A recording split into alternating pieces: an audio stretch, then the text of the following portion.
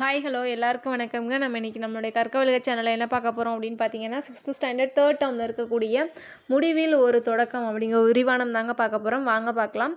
நுழையும் முன் பொன்னையும் பொருளையும் வாரி வழங்குறது மட்டும் வள்ளல் கிடையாது. தன்னுடைய இறப்பிற்கு பின் மண்ணுக்கு போகக்கூடிய உடல் உறுப்புகளை பிறருக்கு வழங்கக்கூடியதும் ஒரு வள்ளல் தான். உறுப்பு கொடை செய்வோம், மண்ணில் உள்ள ஒருவராவது நம்மளால் வாழ வைப்போம் அப்படிங்கிறத அதில் கொடுத்துருக்காங்க. உறுப்பு கொடை செய்வதற்கான ஒரு விழிப்புணர்வை ஏற்படுத்திய ஒரு நிகழ்வு தான் இதில் கொடுத்துருப்பாங்க. நான் அப்படியே ஸ்டோரியாகவே சொல்லிடுறேங்க. பெங்களூரில் பார்த்தீங்கன்னா ஈவினிங் டைமில் இதில் ஒரு சினாரியோ பெங்களூரில் நடக்குது, இன்னொன்று பார்த்தீங்கன்னா திருக்கழுக்குன்றம் அந்த இடத்துல நடக்குது. பெங்களூரில் ஈவினிங் டைமில் ஒரு பொண்ணு அம்மா என்னோடய தோழிகள்லாம் என்னை விளையாட கூப்பிட்றாங்க, நான் போகட்டுமா அப்படின்னு சொல்லிட்டு அவங்க அம்மா கிட்டே கேட்குறா.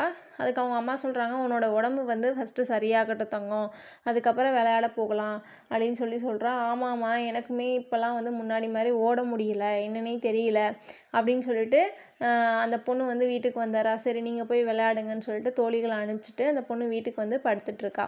இந்த சைடு பார்த்தீங்கன்னா ஒரு பையன் ஈவினிங் டைமில் அம்மா கிட்ட கேட்குறான், நான் விளையாட போகட்டுமா அப்படின்னு. சரி தங்கம், நீ விளையாட போயிட்டு பத்திரமா வீட்டுக்கு வா அப்படின்னு சொல்லிட்டு அவங்க அம்மா அனுப்பி வைக்கிறாங்க. அவன் போய் எல்லாரோடையும் நல்லா விளாண்டுட்டுருக்கிறான். அப்போ பார்த்தீங்கன்னா நேரம் போனதே தெரியல. அப்போ நேரம் போனதே தெரியல, ஈவினிங் டைம் ஆகிடுச்சு. அப்போது ஆப்போசிட்டில் ஒரு வண்டி போகுது. அதில் கம்பியெல்லாம் கட்டி ஏற்றிட்டு போவாங்கள்ல, அந்த மாதிரி போகுது. அந்த கம்பி தடுத்து இவனுக்கு ஆக்சிடெண்ட் ஆகிடுச்சு. இந்த சைடு பார்த்திங்கன்னா இவங்க அப்பா அம்மா இந்த பொண்ணு தூங்குறாங்கன்னு சொல்லிட்டு எல்லோரும் தூங்கிட்டாங்க. ஆனால் இடையில எழுப்பி பார்க்குறாங்க, ஒரு மாதிரி மூச்சு பேச்சு இல்லாமல் இருக்கா. உடனே ஹாஸ்பிட்டல் கொண்டு வராங்க. கொண்டு வந்த டைமில் டாக்டர்கிட்ட கேட்குறாங்க, என்ன டாக்டர் பண்ணணும் என் பொண்ணு பிழைக்கிறதுக்கு அப்படின்னு சொல்லி கேட்கும் பொழுது, நான் தான் முன்னாடியே சொன்னேனம்மா, உங்களுக்கு இதய மாற்று அறுவை சிகிச்சை உடனே பண்ணி ஆகணும், அப்படி இல்லைனா உங்கள் பொண்ணை காப்பாற்ற முடியாது அப்படின்னு சொல்லியிருப்பாங்க. இந்த சைடு இந்த பையனுக்கு ஆக்சிடெண்ட் ஆகிடுச்சு. அப்போ அந்த பையனுடைய அப்பா அம்மா 2 பேருமே டாக்டர்ஸ் தான். 2 பேரும் சேர்ந்து அந்த பையனை பக்கத்தில் உள்ளவங்க சேர்த்து ஹாஸ்பிட்டலில் சேர்த்துட்டு அவங்க அப்பா அம்மாவுக்கு ஃபோன் பண்ணி சொல்லிடுறாங்க. டாக்டர்கிட்ட கேட்கும்போது இந்த பையனுக்கு மூளை செயலிழந்துருச்சு. இதயம் மட்டும் துடிச்சிட்ருக்குது.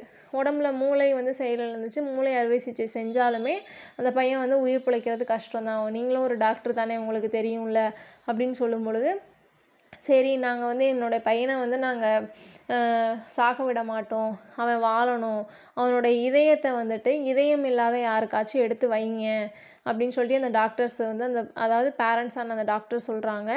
உடனே இந்த பொண்ணுக்குமே இதயம் தேவைப்படுது. அதனால் அந்த பையனுடைய இதயத்தை எடுத்து இந்த சிறுமிக்கு அந்த டாக்டர்ஸ் வைக்கிறாங்க. இந்த சிறுமி உயிர் பிழைச்சிக்கிறான்.